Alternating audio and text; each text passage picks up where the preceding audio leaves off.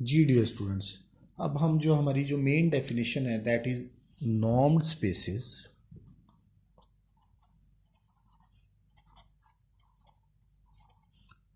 वो हम करते हैं।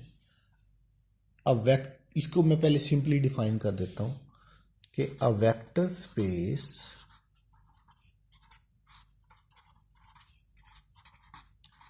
equipped with a norm is called normed space।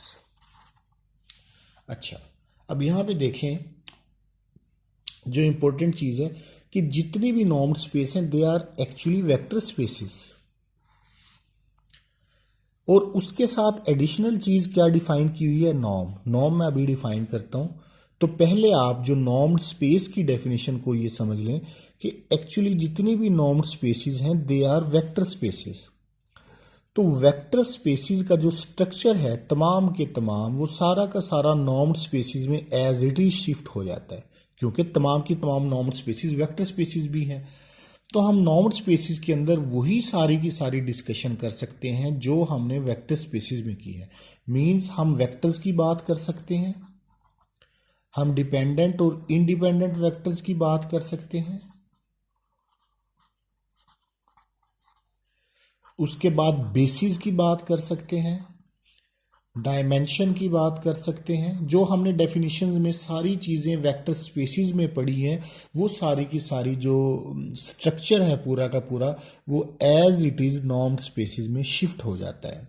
ठीक है, वेक्टर स्पेसिस का मींस कि नॉर्म्ड स्पेसिस में हम कह सकते हैं कि नॉर्म्ड स्पेसिस की बेसिस क्या है, नॉर्म्ड स्पेसिस की डायमेंशंस क्या है, इसमें कौन से वेक्टर डिपेंडेंट होते हैं, कौन से इंडिपेंडेंट होते हैं, एंड सारी की सारी डिस्कशन जो है हम नॉर्म्ड स्पेसिस में एज इट इज करेंगे जो वेक्टर स्पेसिस की डिस्कशन है। इसलिए मैंने आपको वेक्टर स्पेसिस की थोड़ी सी रिवीजन करवाई है। अब नॉर्म क्या होता है, पहले मैं नॉर्म डिफाइन कर देता हूं।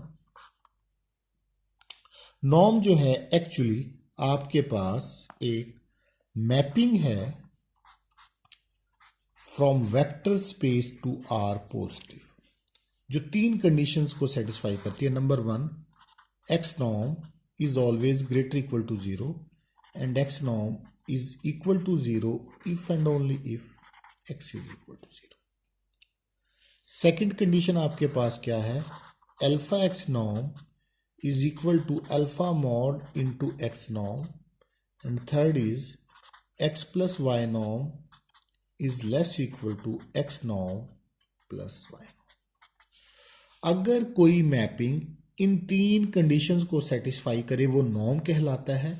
अगर आप किसी वेक्टर स्पेस के साथ कोई मैपिंग डिफाइन करते हैं जो इन तीन कंडीशन को सेटिस्फाई करता है तो वही वेक्टर स्पेस आपके पास क्या बन जाती है? नॉर्म्ड स्पेस। ठीक है, वो वेक्टर स्पेस आपके पास क्या बन जाती है? नॉर्म्ड स्पेस। तो अगर हम नॉर्म्ड स्पेसिस में देखें तो एक्चुअली इसमें थोड़ी सी कॉम्प्लिकेशंस बढ़ जाती हैं।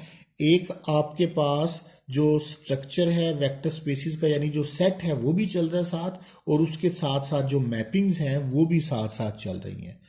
अब नॉर्म स्पेसिस में इसकी एग्जांपल्स बहुत सारी बुक में गिवन है, आपने सारी की सारी जो एग्जांपल्स हैं इसकी वो खुद सॉल्व करनी है कि फॉर एग्जांपल आर स्केयर पे कौन सा नॉर्म डिफाइन है, आर क्यूब पे कौन सा नॉर्म डिफाइन है, M22 पे कैसे नॉर्म डिफाइन है। और एक और बड़ी इंपॉर्टेंट चीज़ है कि फॉर एग्जांपल आपके पास आर क्यूब स्पेस है, इस पे ज़रूरी नहीं है सिर्फ एक ही नॉर्म डिफाइन हो, इस पे डिफरेंट किस्म के नॉर्म्स जो हैं वो डिफाइन किए जाते हैं। और हर नॉर्म चेंज होने से जो उसका स्ट्रक्चर है नॉर्म स्पेस का वो टोटली चेंज हो जाता है। तो ये मैं एक आपको एज अ क्वेश्चन भी दे रहा हूं as an assignment, how change in norm over same vector space effect the structure of that space। ये आपकी असाइनमेंट भी है कि आपकी बुक में, चलिए मैं थोड़ा सा हिंट भी आपको दे देता हूं। इसका हिंट ये है कि बुक में एग्जाम्पल सॉल्व की हुई हैं। अगर आप एक्सरसाइज में देखें तो वहां पे कुछ एग्जाम्पल सॉल्व की हुई हैं। वहां पे आर स्क्वायर पे डिफरेंट किस्म के नॉर्म्स डिफाइन है, और डिफरेंट नॉर्म्स डिफाइन करने से आप वहां पे देखेंगे जो उनके यूनिट्स फेयर हैं दे आर चेंज्ड, उनका जो स्ट्रक्चर है वो चेंज हो जाता है। आपने उस एग्जाम्पल को समझना है और उसको इसके आंसर के तौर पे आपने राइट करना है, रीराइट करना है, ठीक है।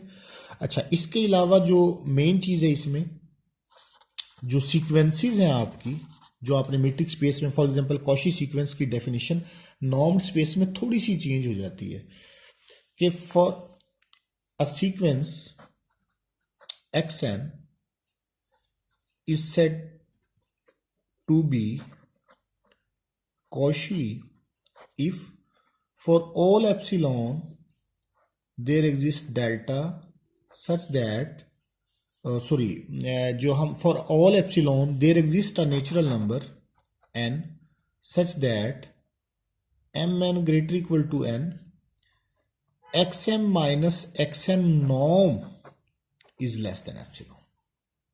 अब यहां पे डिस्टेंस की जगह कॉशी या कन्वर्जेंट सीक्वेंस की डेफिनेशन में जहां पे आप डिस्टेंस यूज कर रहे थे उसकी रिप्लेसमेंट में अब आपके पास नॉर्म आ जाएगा, ठीक है।